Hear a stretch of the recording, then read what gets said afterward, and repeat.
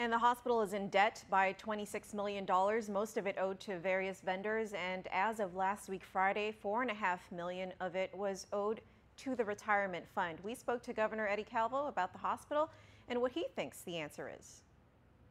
A few years ago, GMH borrowed money to pay off its vendors. This time around, it's climbing above $25 million. Sure. Some of the cost-cutting measures are $50,000 a month. See, do you think that will actually, how much of an impact? Actually, and that's why with these discussions, we have to take a look at the realities. You could, let's say we save $1 million cumulatively over a year for using one system in place, or best management practices in regards to billing, and where we don't put the 8% discounts. 75% have to be paid up front. This will improve the cash flow, and it will improve the cash flow. Heck, if we could get $5 million to $7 million in improved cash flow annually, that helps. But it does not negate the situation we're in right now, is that we have $25 to $26 million in payables due and outstanding now.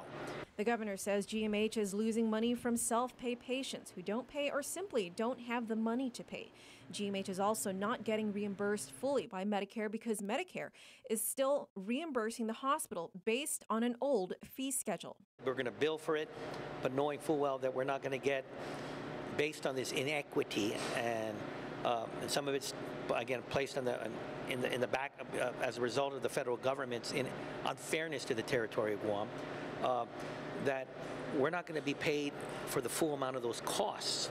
Governor Calvo says ultimately it's the people of Guam who will have to foot the bill. That's why we need to look at a long-term sustainable plan, and that means subsidization by the government of Guam, or the people of Guam, to make up for that shortfall. That doesn't mean we're not going to continue to fight. We're going to put the pressure on the federal government on their obligations. Although GMH has borrowed money in the past, the governor says borrowing money again is not the ultimate answer to the hospital's debt. We need to look now, not only as we solve the current issues of what their obligations are, but finding a real solution so we won't have to go on this process every 3, 4, 5 years where we have to dig them out of this hole.